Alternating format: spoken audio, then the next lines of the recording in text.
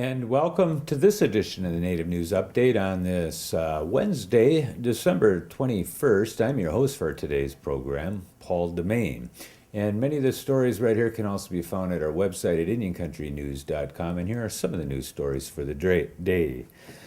Archaeologists curious about American Indian culture dug up human remains and associated funeral objects at Canyon de Chelly decades ago, while some remains were taken for protection from erosion in the canyon with towering red sandstone walls. Whatever the reason, the Navajo Nation wants hundreds of sets of human remains exhumed from the national monument on their reservation to be returned for proper burial, contending the tribe is the rightful owner of them. The Navajo Nation, whose members live on the country's largest reservation, contend in a lawsuit filed last week that despite their demands for the remains, the National Park Service has unrightfully held them in a collection in Tucson, Arizona. Since 1931, the federal agency has been charged with preserving the thousands of artifacts and ruins within the national monument near Chinle, but the land revered by Navajos as sacred remains tribally owned. Canyon de Chelly Superintendent Tom Clark says the Park Service's goal is to repatriate the items, but it first must determine whether any of the other tribes in the area have cultural affiliations to them under a 1990 federal law known as the Native American Graves Protection and Repatriation Act. In the Terrebonne Parish of Louisiana, Santa sometimes wears a huge white feather headdress and big cuffs beaded in black, yellow, red, and white. Indian Santa and the Marine Corps Toys for Tot program gave more than 1,000 presents at 10 locations over the past 2 weekends. Thomas Darter Jr., the principal chief of the Navajo Nation, told the Courier. Last Sunday, he played Santa for 250 children at the Delac Community Center. Each got a photo with Darter and a Christmas gift. When the Coeur d'Alene tribe first signed a gaming compact with the state of Idaho in 1992, tribal leaders insisted on donating 5% of net casino gaming proceeds to education on or near their reservation. A gesture that was added up to $16.8 million in donations since 1994, including $1.5 million this year and approximately $1.8 million last year.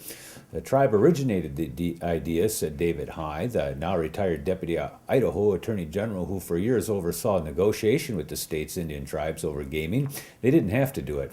In fact, High said the National Indian Gaming Regulatory Act forbids states from taxing or assessing any kind of fees on the proceeds of tribal gaming. Congress intended the tribes to get the financial benefit of Indian gaming and did not want the states trying to take a piece of that, he said. Later, the tribe wrote the 5% contribution into a tribal gaming initiative that Idaho voters strongly approved in 2002, prompting 2 other Idaho tribes, the Kootenai and the Nez Perce, to add it to their compacts as well. 2 women with strong ties to upstate New York are among 7 new saints approved by Pope Benedict XVI. That puts the Blessed Marianne Copi and the Blessed Kateri Takaoitha on track to be canonized next year. Copi was a Syracuse Franciscan sister who cared for leprosy patients in Hawaii in the late 1800s. She's previously taught and helped establish the first 2 hospitals in central New York in the 1860s. Kateri was a Native American baptized in 1676 in the Mohawk Valley. She fled to a mission in Canada after being scorned and threatened in her home village near what is now the village of Fonda. Benedict signed decrees recently approving miracles attributed to the intercession of the women and 5 others, the last obstacle to their canonizations. And today we're going to talk a little bit with Menominee Dale Kakkak about the nature of Christmas on their reservation, a casual discussion. Welcome to the Native News Update, Dale Kakkak. Hello. We're just getting ready to get into the holiday seasons a little bit, and I'm just wondering, on the Menominee Reservation, what kind of things are you seeing that represent the holiday season down there? I can tell you what we're not seeing is snow. We don't even have one flake on the ground. It's kind of a brown out. So I know the lack of snowfall affected the hunting season. That's just wrapping up. The ice is thick enough to walk on. I went out there Sunday. Actually, if you got skates, it's time to get out there because you've got lakes. How many inches of ice do you got out there? I know from where my house is on the lake down there, it looked like about 6 inches solid, 6, 8 inches solid of. So I didn't punch through. I was thinking of it. Have you got any other ice fishermen out there doing tip ups or anything? I was talking to some people in the restaurant today that said they were going to go out and set some tip ups, looking for some walleye or whatever else might be coming by. No, I bought some though at a rummage sale. I have some, and then I got an auger too, by a manual auger. So I'm ready to go. I just need to get out there and get some minnows and get some fresh fish. So you got a lot of people on your reservation there, the Menominee Nation reservation, that do get out and do tip ups and spearing of fish out on Legend Lake, and where else would they go? Yeah, they go all over the place, all over the res on different lakes. Tip ups. I don't know about spearing. I haven't seen too many guys spearing in the winter, but tip ups for sure. They have a lot of ice fishing tournaments and stuff. It's I haven't seen anybody out on the lakes yet, though. I think it just really just froze over out towards the middle, so that's why. Right. It's still not thick enough. I was by the shore. I didn't go out too far.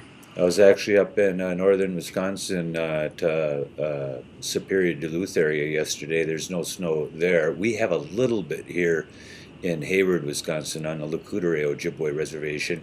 We've got lots of people putting up lights, and we've got lots of white rabbits running around the dark brown Northwoods. Actually, my daughter said that yesterday. She says, geez, these rabbits look vulnerable. They run across the road, and you can see them coming, going across, and going into the woods because they're all white. But ask me this question. You got lights going up there? You got any fabulous light shows? We've got a couple houses and people up here who really put some effort into lighting things up this time of the year. You see those kinds of things on the Menominee Reservation for the holiday seasons? Yeah, there's a lot of homes that decorate. There's some real nice ones, pretty extravagant lighting going on. Some of the people and the Menominee Nation Historic Preservation Department, they decorate this one log cabin that's out on the Wolf. You can see it from the highway. They decorate that every year. That always, somebody's always taking a picture of that and putting it in the tribal news. So that's at least you know it's Christmas by that, you know. Yeah. Do you have a lot of people who celebrate Christmas, or is it more of a generic thing? I know we've got across Indian country, we have Christians celebrating Christmas time. We have traditionalists who try to find ways to express a certain thankfulness at this time of the year. What kind of different things are associated with the holiday seasons on the Menominee Reservation? Are you going to end up eating a ham somewhere on Christmas Day or thereabouts or something like that? Yeah, we're thinking of having a little family get together, a meal, and then toys for all of the children, of course. I'm not getting anything again this year because I haven't been very good. I'm not ashamed to admit it. So anyway, the kids will get something. They've been good. Is it true that Santa Claus mixes up you and Charlie Hill, and you sometimes get coal in both of your socks when it's unwarranted? Yeah, I've gotten some gifts of Charlie's in the past, and I had to get rid of them right away, you know, and I was afraid to keep them. What else is happening on the Menominee Reservation? Can you tell me something? You do have a powwow coming up on New Year's Eve? Oh yeah, there's a sobriety powwow at the high school gym, and high school IT director John Teller Jr. is going to live stream that powwow on the live stream channel. I think it was www.livestream/sobriety will get you to the page. Okay, we'll see if we can find that. But wouldn't it be easy? We'll see if we can pick up that digital player. Maybe we can ask John, and we can throw it at IndianCountryTV.com, and people can watch it there that are used to going to IndianCountryTV.com. We'll give them another channel selection on New Year's Eve if we can work it out. All right. Yeah, I remember, was it last year we live streamed 2 powwows simultaneously? We went up to the powwow over at the school, and I believe that's going on this year. It may not be a sobriety powwow. Sometimes it is. Sometimes it's just a social gathering for people, a place to go, rather than the emphasis on being sober. But it certainly gives an alternative. And I always say that the people who come down to those events with their families and children should be held in high regard. I know sometimes people have been out of the drinking system for years, and it becomes a lot easier to walk away from it. But those people who make that commitment with their families just that night to spend time with their family rather than perhaps going to the bar by going to a powwow or a social event is probably the biggest gift that they can give their children at times. Yeah, I'm really a strong proponent of non-alcohol lifestyle. I've seen too many times in my own life and around the reservation, living on a reservation, what alcohol does to the community and families and individuals. It's just a devastating epidemic yet this day. Well, for people who are experience what you call holiday stress, not being able to have enough money to do enough things for your children and everything else, what kind of suggestions you got? Is there something simple in your life that makes these seasons worthwhile? Well, like we were just talking about, there's events that you can take the family to. Just getting together as a family, enjoying a meal together. It always seems to help. It always strengthens the ties between one another. Just to be together and spend time together, and it makes me sad when I think of little kids that don't get anything or don't get very much when they're expecting something nice. I know how that is too. It's not always the commercial things, though, is it, that make the most impact? No. What's this? Tell me as much as you can about this Menominee Grinch I've heard about. Grinch? Yeah, Menominee Grinch. Isn't there at least one up there that's a Menominee Grinch? Yeah. He moved to L.A. Oh, did he? I thought maybe he was working the farmlands of Oneida, but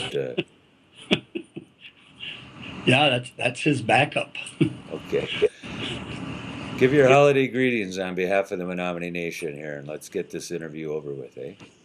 Okay, yeah, I'd just like to ask people to tune into that live stream broadcast because John said that he's gonna get the high school students involved with some camera work. So that's always good to hear people starting to do that kind of thing. So have a good holiday, good time off. Be safe. Be careful. Don't do anything that I would do. Thanks, Wawanan, for joining with us today, Dale. You take care. Oh, no, ski what? And that is another roundup of news from Indian Country on this edition of the Native News Update. We want to thank you for joining with us and come back sooner